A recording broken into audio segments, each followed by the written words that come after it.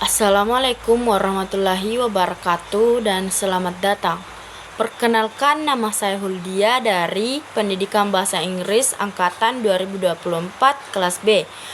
Pada kesempatan kali ini saya akan membahas materi yang sangat penting, yaitu teori belajar humanistik dan sibernetik serta penerapannya dalam pembelajaran pada mata kuliah belajar dan pembelajaran yang diampu oleh Ibu Dr. Kartika Hajati MPD. Kenapa kita harus mempelajari ini? Karena sebagai calon pendidik, memahami bagaimana siswa belajar sama pentingnya dengan apa yang akan kita ajarkan. Kedua teori ini mewakili dua pendekatan yang berbeda, namun saling melengkapi dalam dunia pendidikan modern. Spektrum teori belajar modern. Sebelum masuk ke inti materi, mari kita lihat dulu spektrum teori belajar. Sejarah perkembangan pendidikan melahirkan berbagai pandangan, mulai dari teori behavioristik yang fokus pada tingkah laku, teori kognitif yang melihat proses berpikir, hingga muncul teori-teori modern yang lebih komprehensif. Teori humanistik dan sibernetik masuk dalam kategori modern. Humanistik hadir untuk mengembalikan aspek kemanusiaan dalam pendidikan, sedangkan sibernetik hadir menjawab tantangan zaman dengan pendekatan sistem informasi dan teknologi. Teori belajar humanistik. Pertama, kita bahas teori belajar humanistik. Hakikat teori dari teori ini adalah memanusiakan manusia. Teori ini memandang bahwa belajar bukan hanya soal mengisi otak dengan pengetahuan, tetapi proses pengembangan potensi individu secara utuh, melibatkan pikiran, perasaan, dan nilai-nilai kemanusiaan. Asumsi dasar. Ada beberapa asumsi dasarnya.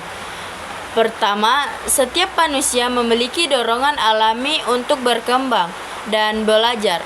Kedua, belajar akan berhasil dan bermakna jika materi relevan dengan kehidupan siswa. Ketiga, aspek emosi dan intelek sama-sama penting. Keempat, siswa harus diberi kebebasan dan tanggung jawab atas belajarnya sendiri.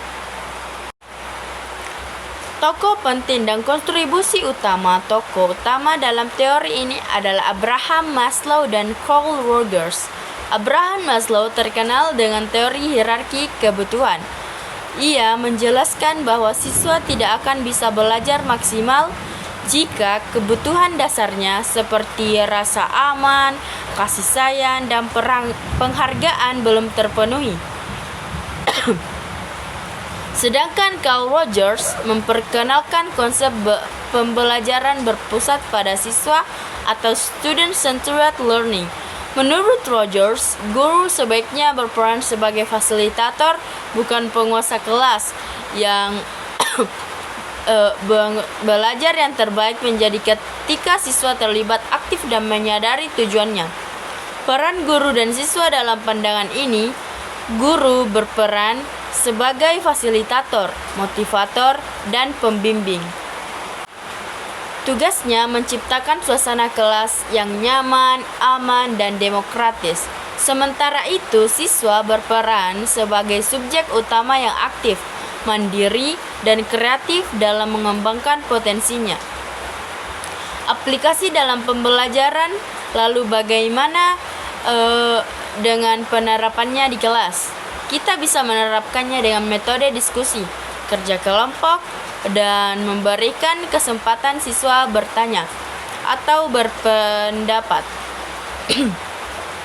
Guru juga perlu melakukan pendekatan personal dan penilaian yang tidak hanya melihat nilai angka, tetapi juga usaha dan perkembangan karakter siswa.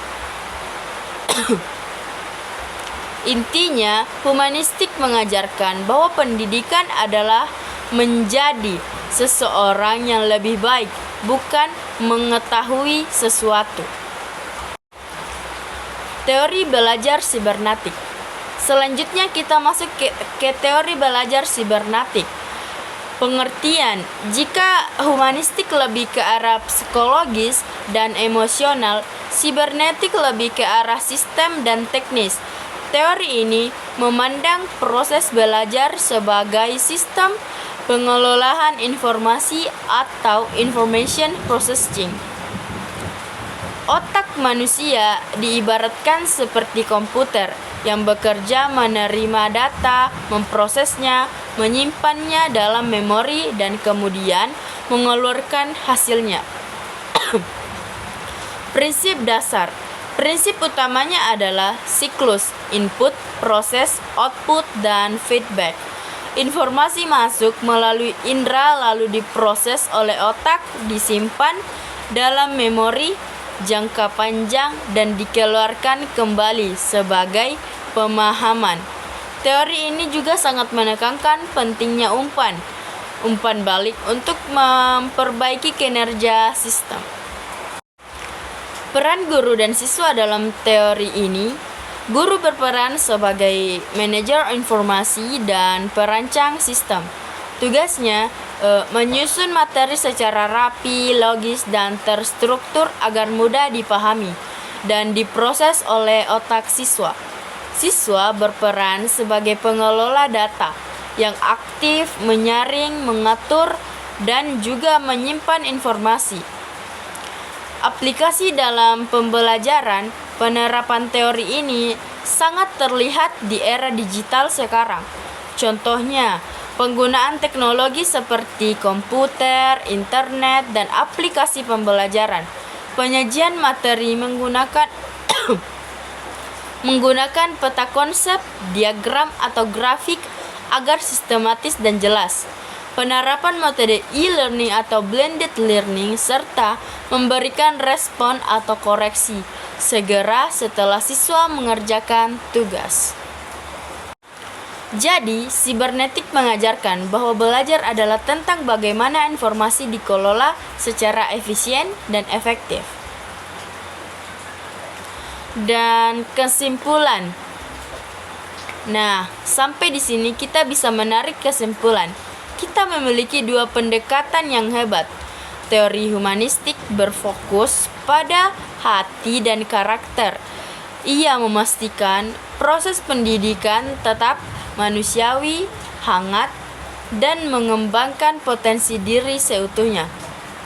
Sedangkan teori sibernetik berfokus pada sistem dan teknologi. Ia memastikan ilmu disampaikan secara terstruktur, logis, dan efisien, sesuai perkembangan zaman.